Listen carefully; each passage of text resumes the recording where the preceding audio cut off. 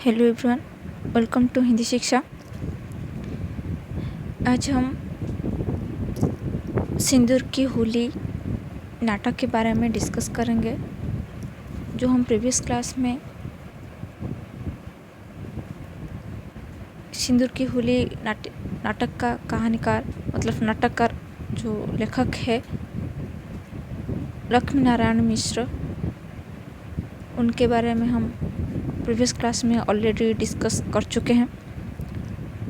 और उनके जो प्रमुख नाटक है, प्रमुख समस्या नाटक सिंदूर की होली। तो आज सिंदूर की होली समस्या नाटक के बारे में हम डिस्कस करेंगे। तो डिस्कस करने से पहले क्लास को ज़्यादा से ज़्यादा शेयर कीजिए, लाइक कीजिए, ठीक है। तो सिंदूर की होली जो समस्या नाटक है, मैं जो भी इस नाटक के बारे में मैं जो भी बताऊंगी, दयापूर्वक आप पेन और पेपर लेकर बैठ जाइए और मैं जो भी कह रही हूँ वो नोट कीजिए। देखिए, सिंदूर की होली, इस नाटक के बारे में जानने से पहले हम ये भी जानना ज़रूरी है कि ये नाटक कब प्रकाशित हुआ था, है कि नहीं। तो सिंदूर की होली जो समस्या नाटक है, ये याद रखना चाहिए। याद रखिए, सिंदूर की होली एक समस्यात्मक नाटक है, क्योंकि मैं प्रीवियस क्लास में ऑलरेडी बता चुकी हूँ क्यों सिंदूर की होली समस्या नाटक हुआ। ये मैं ऑलरेडी बता चुकी हूँ, जाकर देख लीजिएगा। और भी मैं बताऊँगी डिटेल्स, विस्तार रूप से सिंदूर की होली नाटक के बारे में बताऊँगी। तो ये नाटक कब प्रकाशित हुआ था? 1934 में, ठीक है। ये नाटक 1934 में प्रकाशित हुआ था। और इस नाटक के अंक कितने हैं? 3 है। अंक कितने हैं? 3 अंक है, ये याद रखिए। और दृश्य जो है, तीनों अंकों में दृश्य का स्थल एक ही है, जो डिप्टी कलेक्टर मुरारी लाल के बंगले की बैठक है, ठीक है।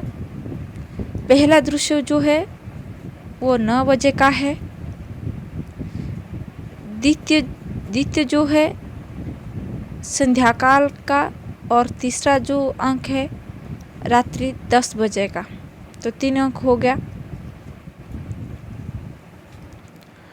और दिन जो है वो वर्षाकाल का दिन है, ये याद रखना चाहिए।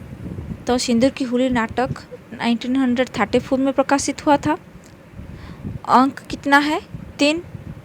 दृश्य जो है, तीनों अंकों में दृश्य का स्थल एक ही है, जो कि डिप्टी कलेक्टर मुरारीलाल के बंगले की बैठक है। और प्रथम दृश्य 9 बजे का है, द्वितीय संध्याकाल का, और तीसरा रात्रि 10 बजे का। और दिन जो है वर्षाकाल का है। और नाटक के कथानक जो है, वो कथानक की अवधि कितने घंटे की है? 12 घंटे की है, ठीक है। ये भी याद रखिए, लक्ष्मी नारायण मिश्र जी का जो प्रथम नाटक है वो क्या है? सन्यासी, जो कि 1929 ईस्वी में प्रकाशित हुआ था, जो भी मैं ऑलरेडी बता चुकी हूँ प्रीवियस क्लास में। और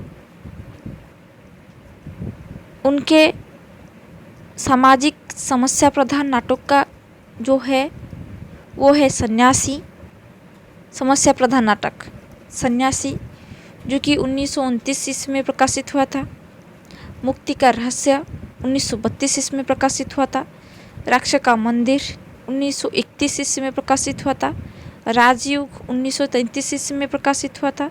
सिंदूर की होली 1934 ईस्वी में प्रकाशित हुआ था। आधी रात 1936 ईस्वी में प्रकाशित हुआ था।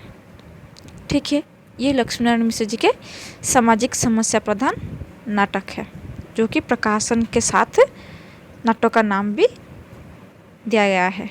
ठीक है, और सिंदूर की होली में कुल पात्रों की संख्या कितनी है? 9। देखिए, तो सिंदूर की होली जो नाटक है, इस नाटक में कुल पात्रों की संख्या 9 है। वो कौन है? रजनीकांत, मनोज शंकर, मुरारी लाल, माहिर अली, भगवंत सिंह, हरनंदन सिंह, चंद्रकला, मनोरमा, डॉक्टर तथा कुछ अन्य जन हैं। और जो पुरुष पात्र है वो कितने हैं? 7। और जो स्त्री पात्र है वो 2 है। वो स्त्री पात्र जो 2 है वो कौन है? चंद्रकला और मनोरमा। तो ये जो नाटक जो है, ये नाटक की भूमिका राम प्रसाद त्रिपाठी ने 20 अप्रैल 1934 को लिखी थी। ठीक है, तो हम आज केवल हम पहला अंक के बारे में डिस्कस करेंगे इस नाटक के। ठीक है, क्योंकि ये नाटक बहुत बड़ा है, इसीलिए हम एक एक अंक को समझाएंगे। तो देखिए, इसमें मैंने जो कहा, ये नाटक जो 3 अंक है इसमें,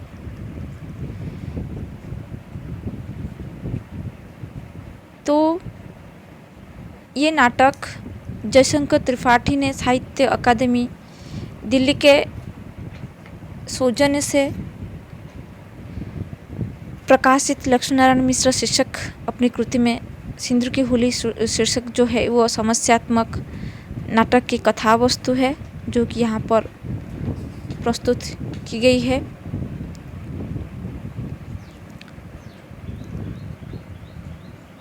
और ये जो नाटक है वो कितने अंक है?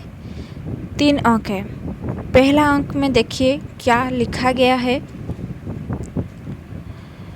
मैंने कहा था कि ये नाटक का दिन जो है बरसात का दिन है, वर्षा काल का दिन। तो यहाँ पर प्राय 9:30 बजे अपने बंगले से निकलकर डिप्टी कलेक्टर ने, डिप्टी कलेक्टर कौन है? मुरारी लाल।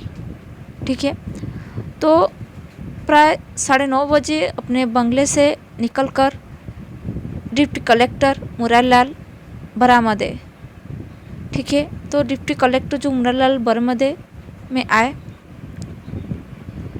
मुरारी लाल की अवस्था कितनी है? उनके जो उम्र है वो कितनी है? 40 वर्ष, ये याद रखिए। तो मुरारी लाल की अवस्था जो है वो 40 वर्ष की है। मुंशी माहिर अली ने भगवंत सिंह के भतीजे जो है वो वकील। ठीक है, तो भगवंत सिंह के भतीजे जो है वो है वकील है। तो उनके आने की सूचना दी गई। तो मुरारी लाल ने कहा कि मनोज शंकर के विलायत जाने का खर्च इनसे वसूल कर लो। तो माहिर अली क्या बोला? साहब, पट्टीदारी का झगड़ा है, उस लड़के मतलब उस लड़के पर मुझे रहम आती है। तो ये सब उसे मार देना चाहते हैं।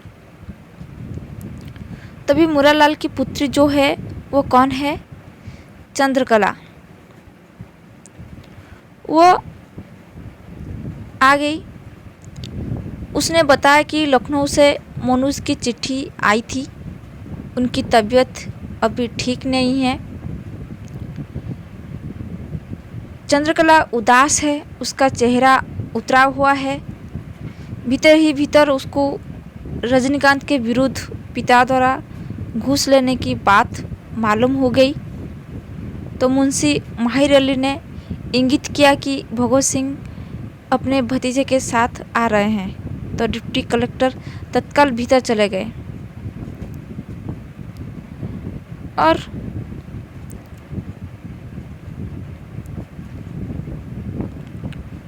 उसके बाद भगत सिंह तथा उनके भतीजे हरनंदन सिंह दोनों आकर मुंशी माहिर अली से मिले, साहब के बारे में पूछा।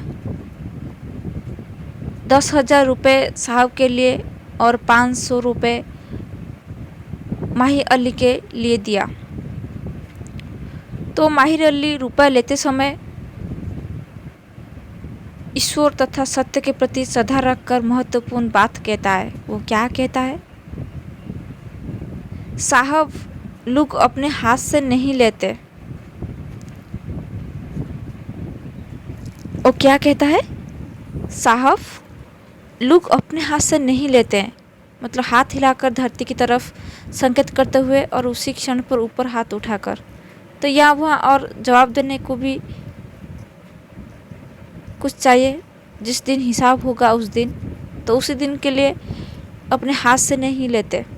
तो रुपए के नोट की गड्डी लेकर माहिर अली क्या वो भीतर चला जाता है। और नाटककार की इसी पर टिप्पणी है कि इसे मालूम हो रहा है कि जैसे हाथ में आग लेकर भागा जा रहा है। तो उसके जाने के बाद भगत सिंह और हरनंदन सिंह रजनीकांत की बुराई मतलब आपस में करते हैं।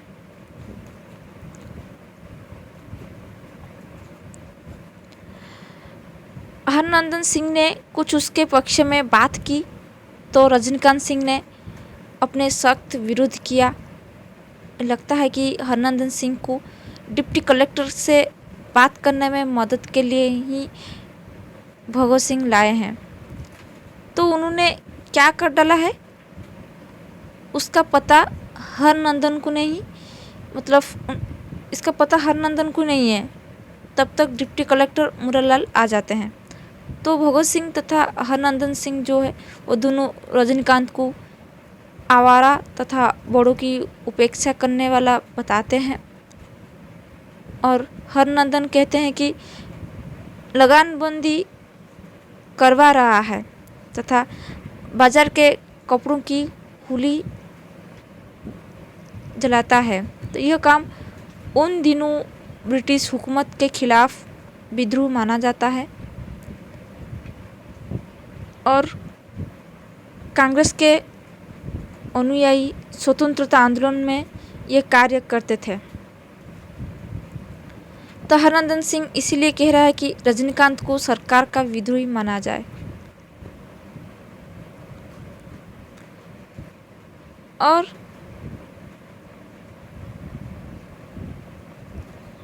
मुरालाल ने हरनंदन को हटाकर फिर भगवंत सिंह के अकेले में बात शुरू की। तो मुरालाल ने कहा, आप परेशान न हो, मैं उसे समझाकर ठीक कर दूंगा। लेकिन इतना कहने पर भगत सिंह घबरा गया, उसका शरीर कांपने लगा, वो धरती की तरफ देखने लगा। तो मुरालाल चौंक पड़े, पूछा, आपको क्या हो गया? तो भगत सिंह हाँफने लगा। फिर वो मुरालाल के पैरों पर गिर पड़ा, कहा, सरकार अब क्या होगा? मुरालाल को आघात लगा। कहने लगे, क्या कहता है बेईमान, मैंने कहा था कि पट्टीदारी के मामले में भतीजे को मार डालो। तो भगत सिंह ने धरती पर बैठकर मुरालाल का पैर पकड़ लिया। उसने भगत सिंह को पैर से ठेल दिया। कहा, जितना दिया उससे 4 गुना, इसे कम नहीं।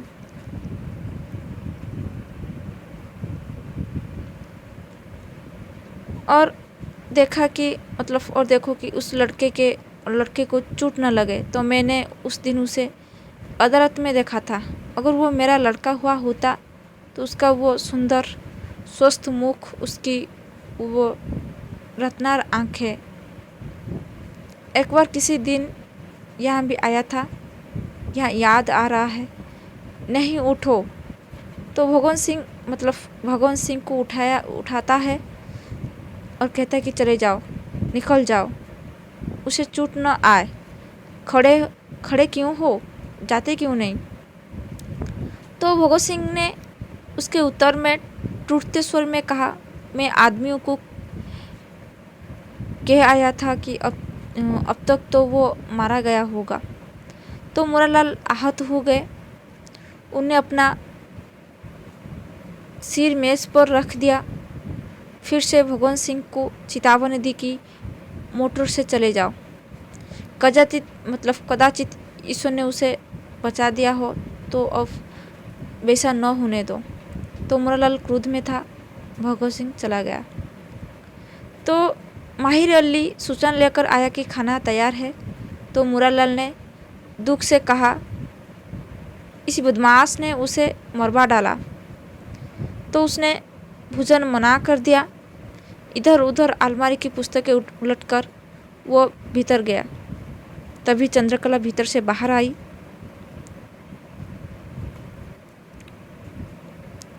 और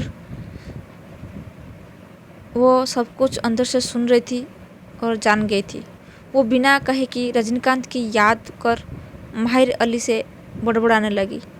तो मेरे मन में क्या कहा कि मेरे मन में आया था कि बाबूजी से कह दें कि वो बेचारा झूठ नहीं, बिल्कुल सच कह रहा है। तो उसका हंसकर उनसे बातें करना उठकर चला गया। तो जैसे ये कमरा सुना हो गया। हाँ, अगर मैं मर्द होती तो ज़रूर कह देती और देखती कि किसी तरह ये कमीना राय साहब राक्षस की तरह तो वो दुष्ट दिखता है।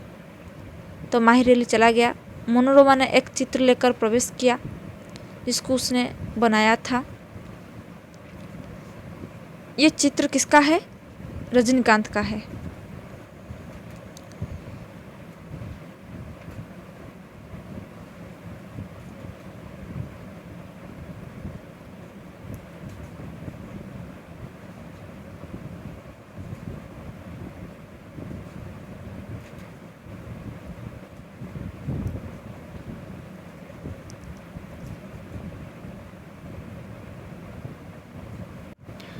तो देखिए,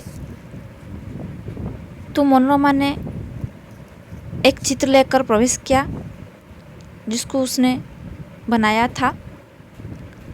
तो ये चित्र किसका है? रजनीकांत का है। चंद्रकला के आग्रह करने पर मनोरमा ने स्वयं ही बहुत रुचि से तैयार किया है। चंद्रकला ने चित्र को देखा, दुखी हुई। दुख होकर वो क्या कहा, अब तो व्यर्थ है, शायद ये संसार में नहीं रहा। ये चंद्रकला कह रहा है कि ये तो व्यर्थ है, शायद ये संसार में मैंने नहीं रहा। तो उस दुष्ट राय साहब ने उसे मरवा डाला, इसीलिए 10,000 रुपये दे गया है। उसके बाद मनोरमा ने कहा कि हाय, उसका मूल्य केवल 10,000। मैंने उस दिन उसे अमूल्य समझ लिया और इसलिए निष्प्रयोजन यह चित्र बनाने लगी। कला के मूल्य के लिए संसार में जगह नहीं, तो अब उसे क्या करूं? तो ये सुनकर चंद्रकला ने कहा कि मुझे दे दो या अपने पास रखो। मनोरमा बोल उठी, अपने पास? यह आग और तुम्हारे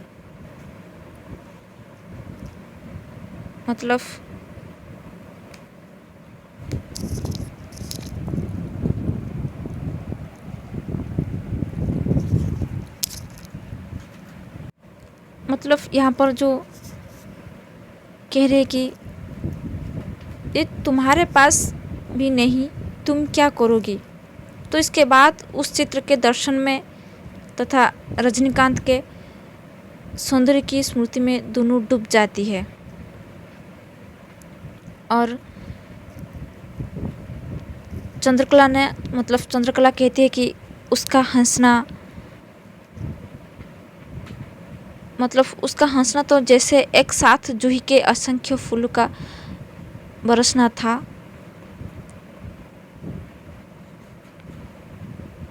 चित्र का नाम मनोरमा ने यौवन के द्वार पर रखा था। चंद्रकला ने कहा, मृत्यु के द्वार पर कर दो। चंद्रकला रोने लगी। मनोरमा उसे समझा रही है, पर उसका कोई प्रभाव नहीं पड़ता। चंद्रकला सहसा कुर्सी पर बैठकर चित्र से अपना मुंह ढक लेती है और मनोरमा उसका सिर सहलाने लगती है। तभी मुरालाल आ जाते हैं।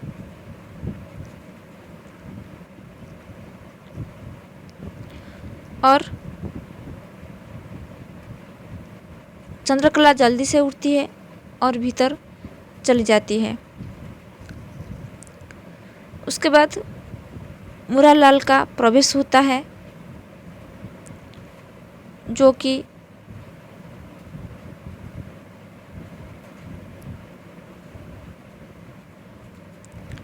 मुरालाल ने पूछा, इसे क्या हो गया? तो मनोरमा ने बहाना बनाया कि मैं यहाँ से जाना चाहती हूँ, यह उदास है। तो मुरालाल मनोरमा से कुछ प्रेम मीमांसा की बातें करता है। तब तक उसकी दृष्टि चित्र पर पड़ती है और रजनीकांत का चित्र है, चित्र ही जानकर वो उफ कहकर आह भरता है। और मुरालाल ने पूछा कि ये चित्र तुमने क्यों बनाया?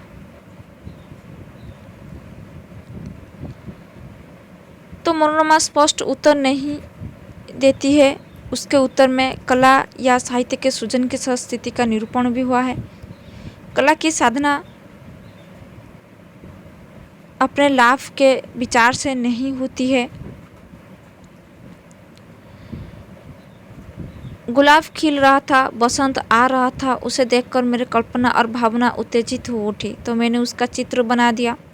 तो मनोरमा के इस उत्तर में रजनीकांत के प्रति उसके आकर्षण की पुष्टि होती है, जो मुरालाल को अच्छा नहीं लगा। और वो कहता है कि तुम भी एक समस्या हो, इसीलिए मैं तुम्हें समझ नहीं पाता हूँ। मनोरमा को मुरालाल के घर से विरक्ति सी हो रही है। उसने अंतिम उत्तर दिया कि मैं ऋषिकेश जाऊंगी। तो मुरालाल इसी उत्तर से चकित हुए। पहले तो उसने मनोरमा से चंद्रकला को भेजने को कहा, लेकिन फिर स्वयं भीतर चले गए। तो तब तक लखनऊ से मनु शंकर आ गया।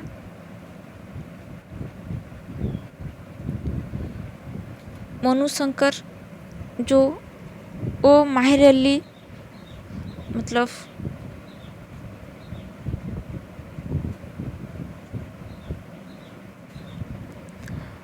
माहिर अली उसका बिस्तर और सूटकेस लेकर आ रहा है।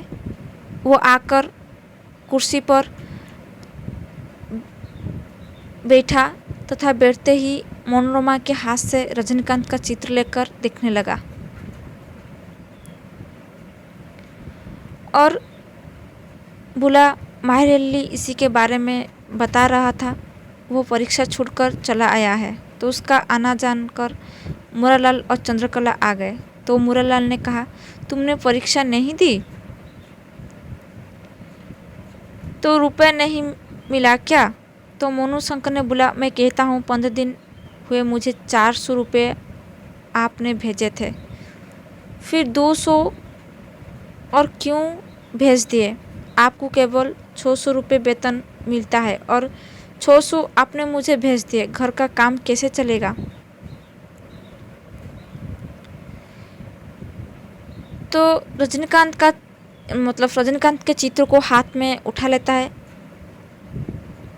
यदि यह मारा गया हो तो इसमें आपका अपराध किस अंश तक होगा?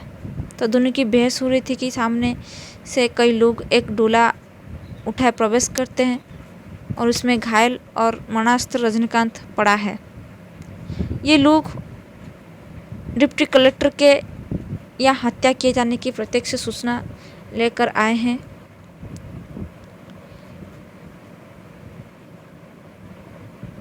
तो मुरालाल चौंक पड़े हैं। रजनीकांत का अंत हो गया, मरवा ही डाला उस बदमाश ने।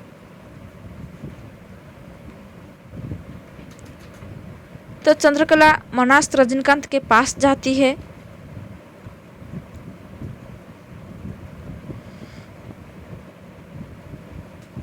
खून से सराबोर है। वो आंखें खोलकर चंद्रकला की तरफ देखने लगता है। चंद्रकला क्षणपन उसकी तरफ देखती है और अपने को न संभल कर रुमाल से अपना मुंह दबाकर भीतर चली जाती है। उसके बाद जो दूसरा अंक है, ये दृश्य स्थल वही है।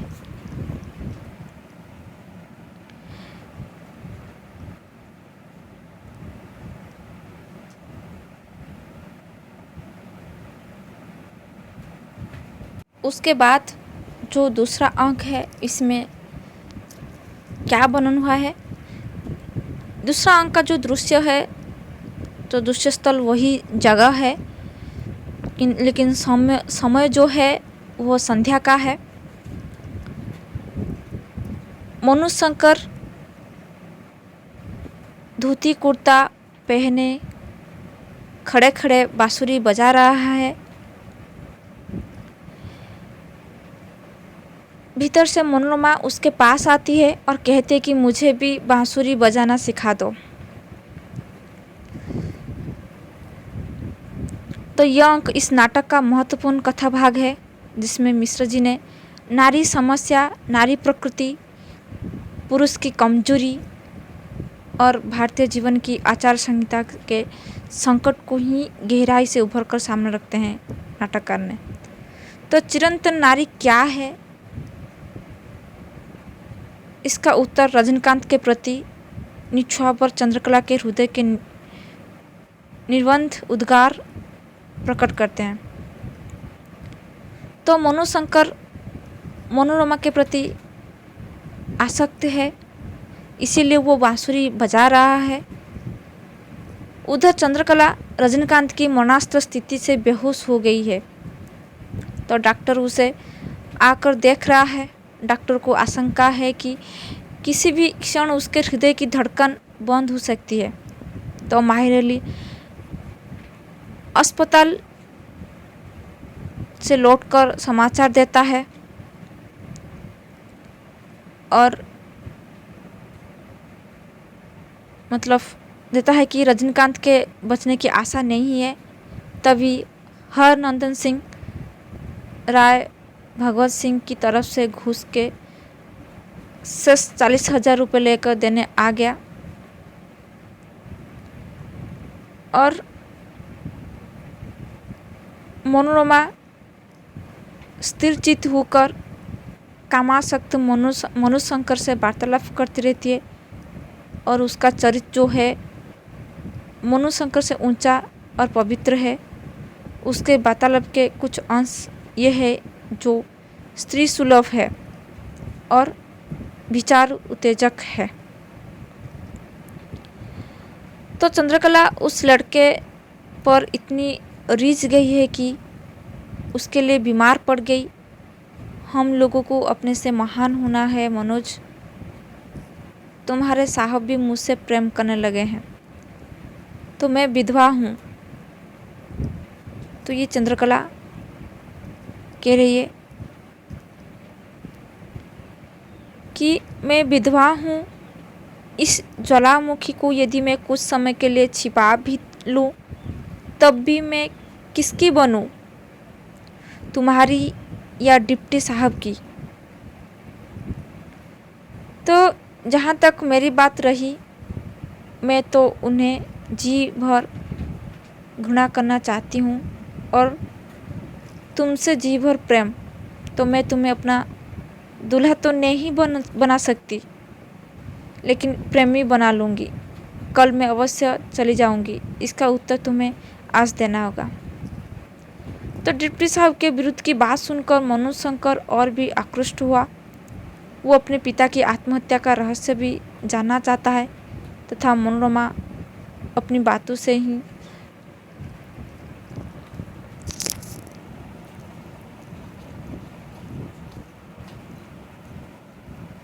अपनी बातों से उसे और भी अधिक आकृष्ट करती जा रही है। आगे वो जो बात कहती है वो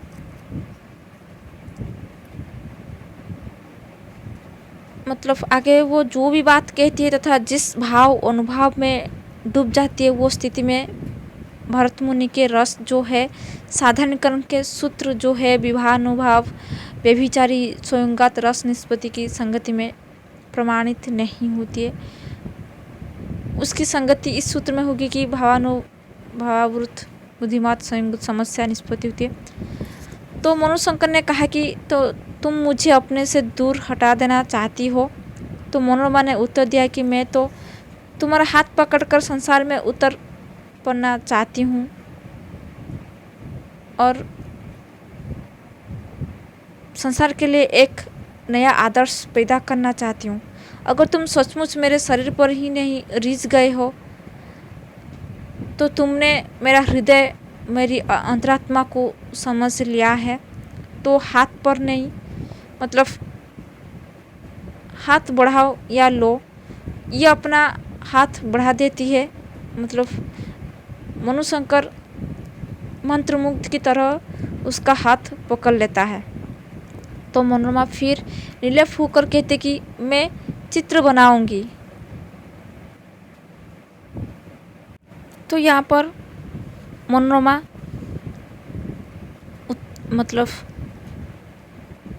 फिर निर्लिप्त होकर कहते कि मैं चित्र बनाऊंगी, मैं विधवा हूँ और तुमको भी विधुर होना होगा, और इसी प्रकार हमारा सम्मिलन आज एक जीवन का नहीं अनेक जीवन का हो गया। तो मनोशंकर मनोरमा की इन बातों से स्तब्ध और चिंतित होकर दूर आकाश की तरफ देखने लगा। तब मनोरमा ने उसका कंधा जोर से पकड़कर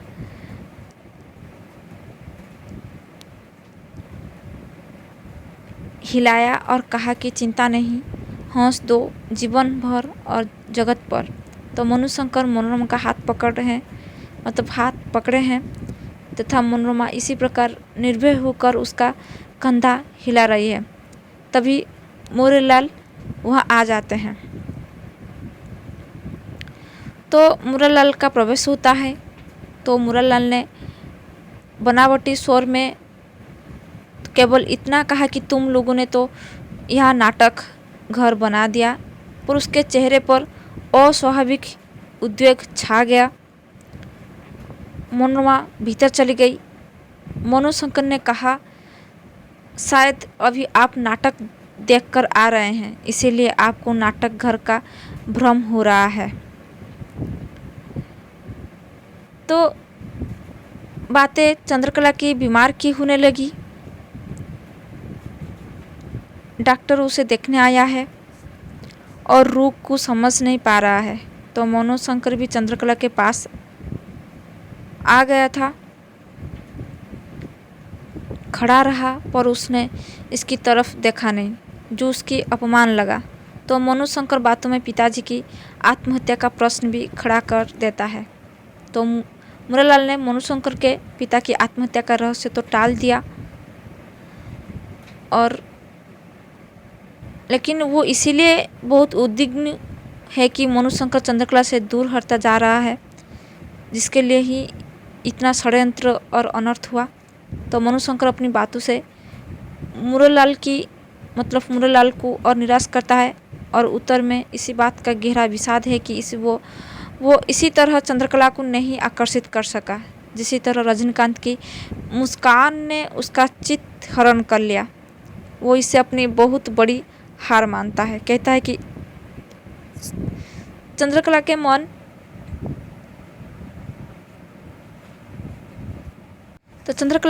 मन जो है कोई जगह नहीं बना सका, इसीलिए नहीं कि मुझसे पुरुषत्व तो नहीं है, या मुझ में वो कला कौशल न था जिससे 1,000 चंद्रकला आंचल पसार कर भीख मांगती है। तो मेरे पास एक वस्तु न थी। रजनीकांत की मुस्कान में जो जादू था, उसका हंसी में जो कंपन, जो मस्ती थी, उसकी अबोध आंखों में उसके अबोध हृदय का जो आशापूर्ण प्रतिबिंब था, वो मेरे पास न था। तो मेरी शिक्षा, संस्कार, सब तरह से मेरा संयम और बड़पन जो है बेकार साबित हुआ। तो रजनीकांत एक सुंदर सपने की तरह, एक अधूरी तान की तरह उसके सामने आया, और क्षण भर में वो जीत गया, मैं हार गया। आगे वो मुस्कुराकर कहता है कि स्त्री के लिए ज्ञान और विद्या का कोई मूल्य नहीं है। प्लेटो के प्रजातंत्र में कवि की कोई स्थान नहीं मिला था। स्त्री के प्रेम तंत्र में बुद्धि और ज्ञान को कोई स्थान नहीं मिला है। तो मनोशंकर का यह जो मानसिक द्वंद्व है, वो स्त्री के चहेत युवक पुरुष का चिरंतन सत्य है। तो नाटककार ने इसे अत्यंत सुकुमार और तीव्र अभिव्यक्ति दी है। और मुरालाल तथा मनोशंकर के बीच जो चंद्रकला की बीमारी को लेकर बातचीत जो हो रही है, मनोशंकर ने कहा कि डॉक्टर गलत कहते हैं। डॉक्टर ने उसकी बीमारी को नहीं समझा, उसकी बात डॉक्टर से भी होती है। मनोशंकर कहता है कि आप सब हट जाइए, मैं चंद्रकला को लेकर टहलने निकलता हूँ। अभी वो साथ में नदी की तरफ टहलने चल देगी। वे सब हट जाते हैं, फिर उसे टहलने के लिए राजी कर लेता है। वो तैयार होने के लिए भीतर चली जाती है। तब तक मनोशंकर को मनोरमा से विधवा विवाह पर बातें होती है। मनोरमा विधवा विवाह का विरोध करती है, जो कि नाटककार का अपना पक्ष है।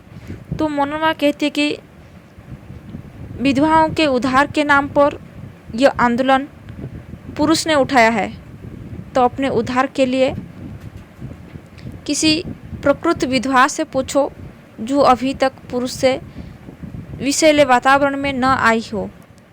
देखो उसकी दृष्टि पृथ्वी में गड़ जाती है या नहीं। तो इसके बाद मनोरमा मनोशंकर को समझाती है कि वो चंद्रकला को हृदय से अपना ले। वो कहती है कि ऐसी अनुमान करना कि वो रजनीकांत को पुरुष के रूप में प्रेम करने लगी है, ये ठीक नहीं है। तो उसके हृदय पर उसकी हंसी और सरलता, साथ ही उनकी जो सरलता, साथ ही साथ उसके अंदर उसके सुंदर शरीर का मोहक प्रभाव पड़ा था ना, जो समय के साथ ही साथ स्वयं मिट भी जाता है। लेकिन उसका घायल हो जाना, और वो भी सांघातिक रूप में, जिसमें मतलब बहुत कुछ दोष उसके पैदा करने वाले मुरेलाल महाशय का है। ये सब मिलकर मतलब पहाड़ उठा, वो संभाल नहीं सकी। बहुत कुछ बुराई तो मेरे चित्र से हुई है। और शिव ने जैसे 20 पचा लिया, उसी तरह तुम भी इस बुराई को पचा लो। इससे तुम्हारा पुरुषत्व दमक उठेगा। और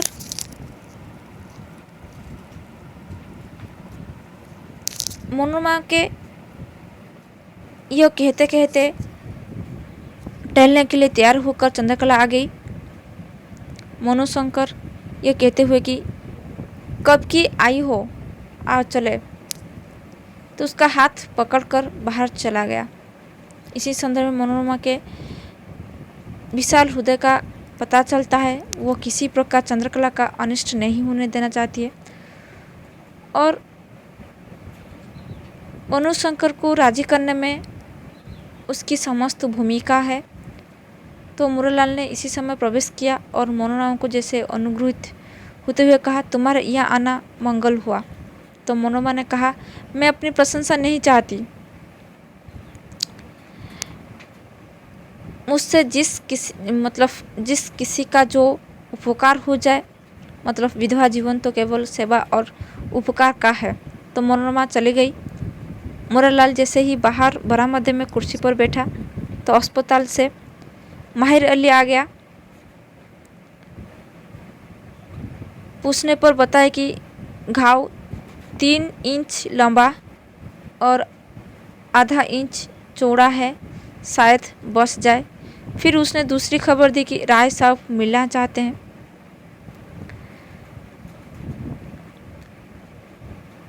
और आपने जो कहा था शायद 40,000 आ गया है। मैंने तो कह दिया साहब ऐसे रुपए पर लात मारते हैं, लेकिन मुरालाल उस रुपए को लेने के लिए लालायित है। कहता है कि अच्छा अपने लिए नहीं, तुम्हारी की बात सही। तो रजनीकांत के लिए ये रुपया उसने मतलब उससे ले लिया जाए, मरने की कोई संभावना हो नहीं उसके। तो माहिर अली कहता है कि मुमकिन है वो मर जाए। तो मुरालाल जो लालच में डूबा है,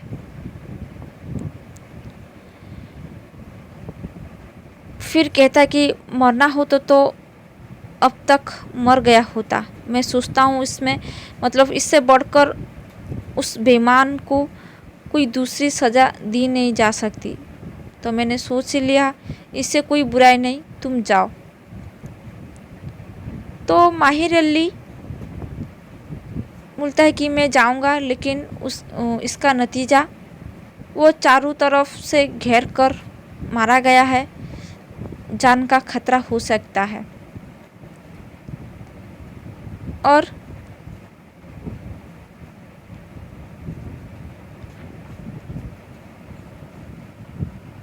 माहिर अली 40,000 लेने चला जाता है।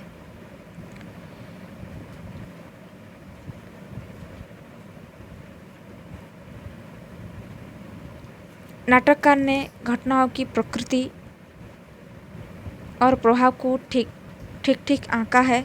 तो मुरालाल घूस लेने में नैतिक पतन के लिए इसीलिए उत्साहित हो जाता है कि उसके सामने उसकी पुत्री चंद्रकला मनोशंकर के साथ हाथ पकड़कर टहलने निकल जाती है, जो कि उसे अभिष्ट है और उसके लिए वो चिंतित था तथा अब निश्चित होकर 40,000 लेने के लिए प्रफुल्लित है।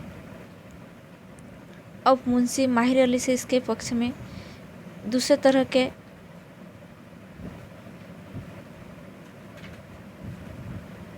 तर्क देता है। ठीक है, तो माहिर अली 40,000 लेने चला जाता है। तो यहाँ पर नाटककार ने घटनाओं की प्रकृति और प्रभाव को ठीक ठाक आंका है और मुरालाल घूस लेने में नैतिक पतन के लिए इसीलिए उत्साहित हो जाता है। और उसके सामने उसकी पुत्री चंद्रकला मनुशंकर के साथ हाथ पकड़कर टहलने निकल जाती है, जो कि किसी अभिष्ट है जिसके लिए वो चिंतित था अब निश्चिंत होकर 40,000 लेने के लिए प्रफुल्लित है एवं मुंशी माहिर अली से उसके पक्ष में दूसरे तरह के तर्क भी देता है। तो ये था दूसरा अंक का दृश्य जो मैं विस्तार रूप से समझाई। नेक्स्ट जो है वो है तीसरा अंक, जो इसमें क्या वर्णन है तीसरा अंक में।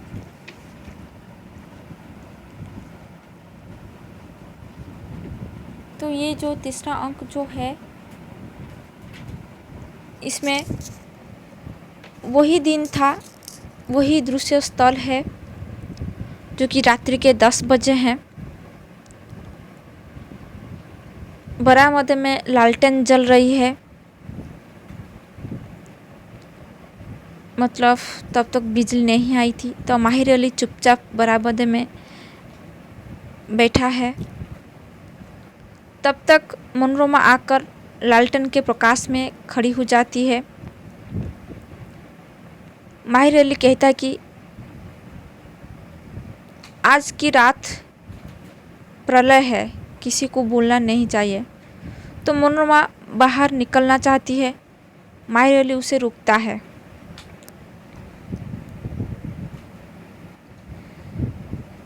तब तक चंद्रकला और मनुशंकर टहलकर आ जाते हैं। मनुशंकर ने लालटेन उठाकर माहिर अली के मुख की तरफ किया तो देखा कि वो रो रहा है और पूछता है, अरे तुम रो क्यों रहे हो?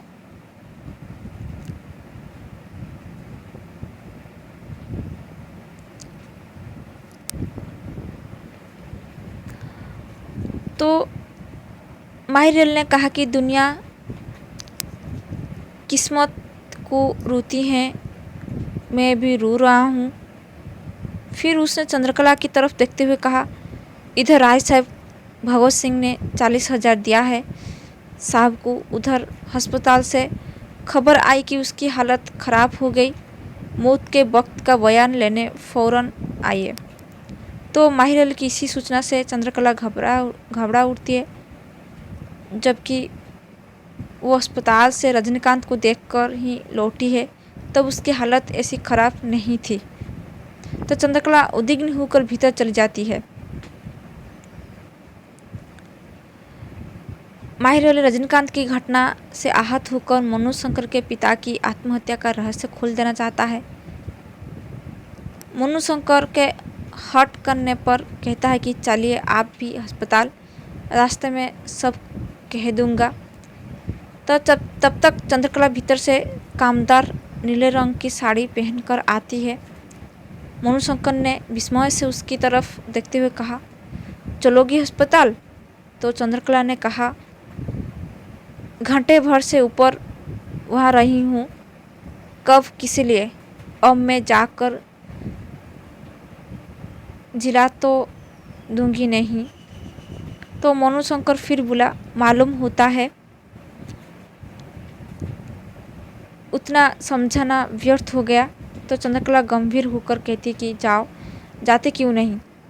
समझाने का अभी बहुत समय है, मैं आज नहीं मर जाऊंगी। तो मनुशंकर चला गया।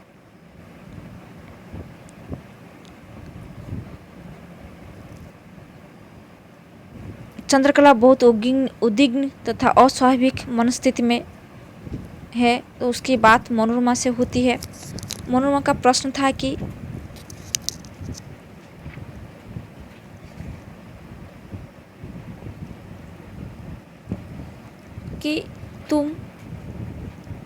तुम्हारा मनोज बाबू से समझौता नहीं हो सका, तुम अब भी उसी मोह में हो। तो बातें आगे बढ़ी। चंद्रकला ने कहा, मनोरमा तुम्हारा आदर्श मेरे सामने है, तुम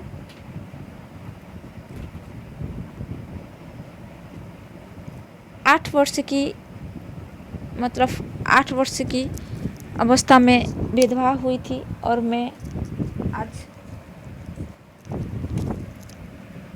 20 वर्ष की अवस्था में विधवा हो रही हूँ।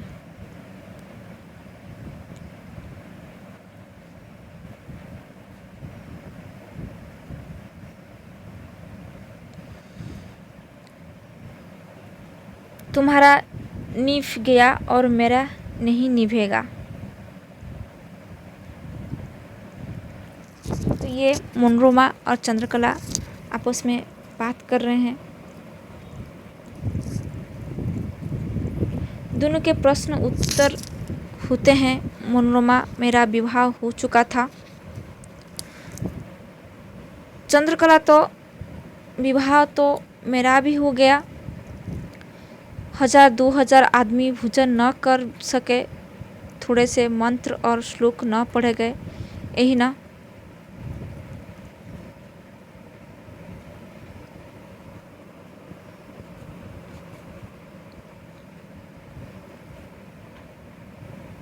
मनोरमा कहती है कि तब विवाह कैसे हुआ। तो चंद्रकला कह रही है कि विवाह की कई प्रणालियाँ हैं। तो यहाँ मतलब हमारे यहाँ पहले प्रचलित थी, अब ज़रूर रुक गई है, लेकिन खैर मेरा तो हो गया जी। तो मनोरमा कहती कि बहन, सावधान होने की ज़रूरत है। मनोरमा आश्चर्य में है। चंद्रकला उन्माद की जैसी स्थिति में है। अंगड़ाई लेती है, कुर्सी पर बैठकर गर्मी के कारण सिर के ऊपर से साड़ी हटा देती है। तो मनोरमा ध्यान से देखकर कहती कि तुम्हारे सिर पर सिंदूर कैसा। चंद्रकला, मेरा विवाह जो हुआ है। मनोरमा, कहाँ। चंद्रकला, अस्पताल में। मनोरमा बोल रही कि मुझे तो काट मार गया। चंद्रकला गंभीर होकर धीमे स्वर में इसी सारे घटनाक्रम का विवरण देती है कि मैं अपने साथ सिंदूर लेती गई थी। सरकारी अस्पताल की हालत तो तुम जानती हो, जैसा प्रबंध रहता है रोशनी का तरफ चिंजू का। तो पास में एक लालटेन रखी थी और कोई कंपाउंडर उठा ले गया।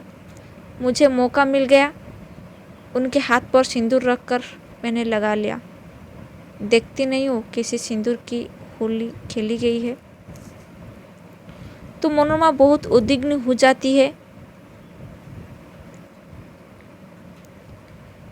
चंद्रकला शांत और संयत है। यहाँ दोनों के संवाद में नाटककार ने नारी समस्या और नारी चरित्र के गहन और पवित्र धारणाओं को उजागर किया है। कुछ वाक्य उद्धत किए जाते हैं तो मनोरमा ने चंद्रकला को कुछ बोलने से मना किया। तो उसने कहा, तुम्हारा चित्त स्थिर नहीं है तो इसी समय चुप रहो। तो चंद्रकला कहते कि चुप क्यों रहती, वो विषाद में थी तथा भाव के आवेश में भी। वो अपनी तरकीयुत बातें आरंभ करती है, भीतर जाती है, बाहर जाती है, साड़ी का आंचल हिलाती है, लालटेन उठाकर शीशे में अपना मुंह देखती है, जो वस्तुत प्रिय के प्रति समर्पण के अनुभव है। तो मनोरमा बाहर जाकर फिर आती है। इसी बीच उनकी बातें के महत्वपूर्ण अंश भी ये हैं। तो चंद्रकला कहती कि तुम्हारा विधवापन तो रूढ़ियों का विधवापन है, वेदमंत्र का और ब्रह्मभुज का है। जिस पुरुष को तुमने देखा नहीं, जिसकी कोई धारणा तुम्हें नहीं है, जिसकी कोई स्मृति तुम्हारी आत्मा को हिला नहीं सकी, तो उसका वैधव्य कैसा। मेरा वैधव्य वो निर्विकार मुस्कुराहट, यौवन और पुरुषत्व के विकास की वो स्वर्गीय आशा है। मैं कल्पना करती हूँ कि 25 वर्ष की अवस्था में वो शरीर और वो हृदय कैसा होता, इसीलिए कहती हूँ कि मेरा वैधव्य सार्थक है। मनोरमा कहती कि तुम्हारा वैधव्य तुम्हारा स्वर्ग ही हो सकता है। मैं विधवा हुई थी एक बार, मेरे किसी दूसरे वैधव्य की संभावना नहीं हो सकती। लेकिन तुम जो उनके मुंह में पड़ गई केवल एक बार देखकर, तुम क्या समझते हो वैसी हंसी, मुस्कुराहट, शरीर की सुंदरता और उसका विकास, तो आंखों की बिजली और बालों का उन्माद और कोटि का इतने बड़े संसार में दूसरा न होगा, और तुम्हारी दानशीली प्रवृत्ति वहाँ भी न उलझ जाएगी। इसलिए मैं एक बार विधवा हुई, लेकिन तुम्हारे साथ अनेक बार विधवा होने की संभावना है। तो स्वतंत्र स्त्री तो आज दिन के नए विचार जो संसार को एकदम स्वर्ग बना देना चाहते हैं, तो उनमें से एक है, लेकिन इसी नए स्वर्ग की कल्पना के मूल में कोई आदर्श नहीं है। तो चंद्रकला ने कहा कि शास्त्र संस्कार मेरा मत है, मेरी आत्मा को जो स्वीकार, बस और कुछ नहीं। तो मनोरमा ने समझाता है कि अंग्रेजी में आत्मा की भावना अनादि की नहीं है, हमारे यहाँ तो आत्मा अनादि और अनंत है। आजकल के जिन लोगों को अंग्रेजी की शिक्षा मिल गई है, हमारे वहाँ वे भी आत्मा को खिलौना बना रहे हैं। तो कहते कि अपनी पुरानी आत्मा को मार डालो, नहीं तो कल्याण नहीं। तुम भी शायद उसी तरह। तो इसके पूर्व भी चंद्रकला ने इसी अंक में, इसी संदर्भ में मनोरमा से रजनीकांत के प्रति अपने समर्पण की सफाई में परंपरा की बात कहती है कि राम और सीता का, दुष्यंत और शकुंतला का, नल और दमयंती का, अज और इंदुमती का प्रेम प्रथम दर्शन में ही हुआ था। और स्त्री का जो है मतलब स्त्री का हृदय सर्वत्र एक ही है, क्या पूर्व, क्या पश्चिम, क्या देश, क्या विदेश। तो इसी तरह मनोरमा चंद्रकला नाटक के दोनों स्त्री पात्र अपने आचरण, संकल्प और जीवन धर्म की ऊंचाई में एक दूसरे के प्रति स्पर्धा करते हैं। तो दोनों में अपने देश के सनातन आदर्शों के प्रति निष्ठा है, दृष्टि भिन्न है। मनोरमा ने चंद्रकला के प्रति करुणा है, वो उसके भावी जीवन को नष्ट होते नहीं देखना चाहती। तो नाटककार ने दोनों स्त्री पात्रों को उनकी स्वाभाविक मनोभूमि पर प्रस्तुत किया है। वो बहुत बड़ी बात है कि उनकी मनोभूमि को पहचानने में तनिक भी त्रुटि नहीं होती, कहीं से उनकी अपनी तरफ से कुछ भी गढ़ा या तराशा नहीं गया है। तो दोनों की बात हो रही थी कि बाहर मोटर की आवाज़ हुई, तो मुरेलाल आ गए।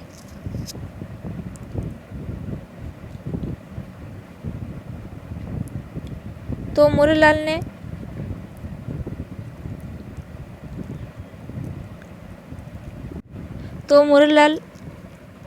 दोनों की बात हो रही थी कि बाहर मोटर की आवाज़ हुई।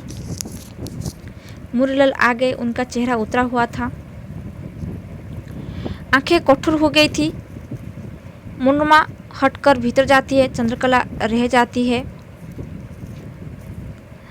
मुरेलाल क्रोध में चंद्रकला से कहते हैं, मेरे सामने लाज आ रही है, और भरे अस्पताल में उसके सिर पर हाथ रखने में, उसके तलवों को सहलाने में लाज नहीं आई तो दुनिया जान गई कि मेरी लड़की अस्पताल में एक मरे हुए लड़की की सहानुभूति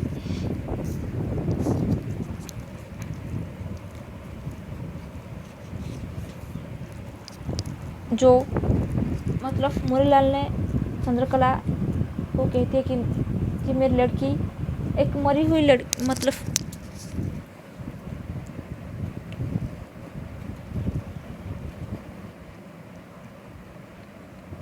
कहते हैं कि मारे हुए लड़के की सहानुभूति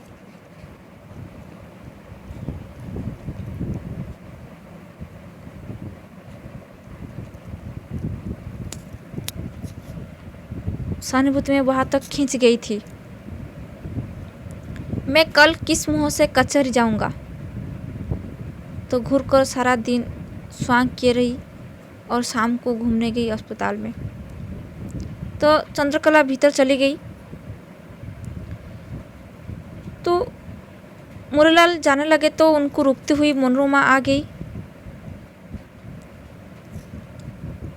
उनकी जाने से तथा कुछ कहने से मना किया, जिससे कुछ अनर्थ की घटना न घटित हो जाए। तो मनोरमा के पूछने पर मुरेलाल ने शांत होने के बाद रजनीकांत का बयान सुनाया कि उसने पूछने पर भी किसी मानने वाले का नाम नहीं बताया। तो नाम बतलाना मैं नहीं चाहता। मेरे परिवार में केवल 2 स्त्रियां हैं, कोई बच्चा भी नहीं है। मेरे परिवार की सारी आशाएं मेरे साथ जा रही है, तो मैं नहीं चाहता कि दूसरे के आशाएं भी अपने साथ लेता जाऊं। तब तक माहिर अली और मनुशंकर आ गए। तो माहिर अली मनुशंकर दोनों आकर मतलब पिता की आत्महत्या का रहस्य माहिर अली से मनुशंकर को मालूम हो गया है। अब मुरालाल को दूसरा आघात लगता है जब मनुशंकर कहता है कि 10 वर्ष बीत गए।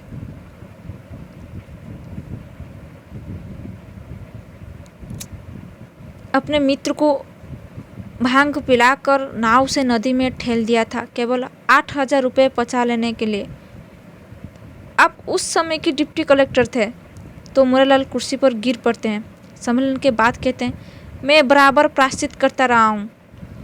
तुम जानते हो मेरा व्यवहार जैसा तुम्हारे साथ मेरी अच्छी थी कि चंद्रकला से तुम्हारी मैं सब तरह से अभागा था। मनोज, मैं अपना सब कुछ तुम्हें दे रहा हूँ, मुझे क्षमा कर दो। एक लड़की थी, वो भी नहीं संभल सकी। तो मनोज ने उसकी कोई वस्तु लेना इनकार कर दिया। इसी बीच चंद्रकला आ गई और कामदार साड़ी और चंद्रहार पहनी थी। सामने से सिर खुला था, पीछे जूड़ा ढके थी। मनुशंकर ने आगे बढ़कर उसके सिर को देखा तो दीवार के सहारे खड़ा हो गया। तो मुरालाल ने चंद्रकला की तरफ देखकर कहा, मेरी मर्यादा तुमने बिगाड़ दी और मुझे कहीं का न छोड़ा। तो चंद्रकला संयत और निर्भय होकर उत्तर दिया कि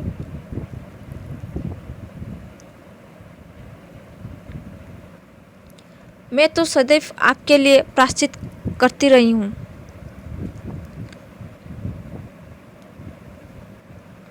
मनुशंकर की तरफ हाथ उठाकर, इनके बाप की हत्या आपसे हुई और उसका बदला ये लेते रहे मुझसे, बार बार मुझे ठोकर मारकर।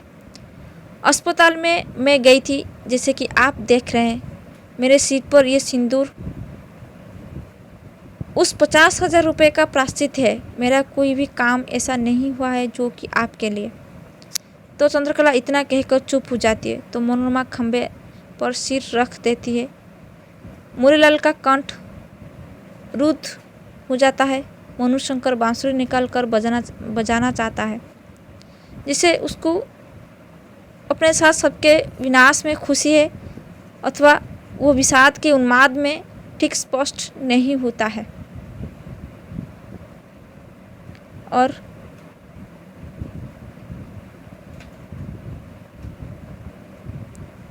मुरालाल की संक्षिप्त प्रश्न जो है, अब क्या होगा?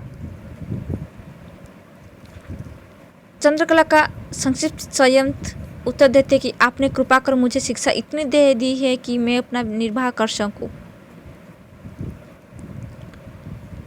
तो इससे ही सिंदूर की होली नाटक समाप्त होती है। तो ये था सिंदूर की होली की नाटक का जो मैं विस्तार रूप से आप सभी को समझाई। आई होप आप सभी को समझ में आया होगा। ठीक है, तो कैसे लगा ये नाटक? पहले मैं जो नाटक पढ़ी थी वो मैं समझाई।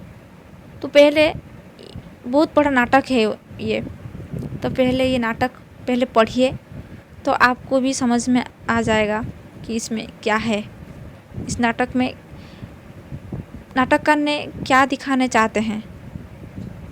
ठीक है, तो ये नाटक आप सभी को कैसे लगा कमेंट बॉक्स में कमेंट कीजिए।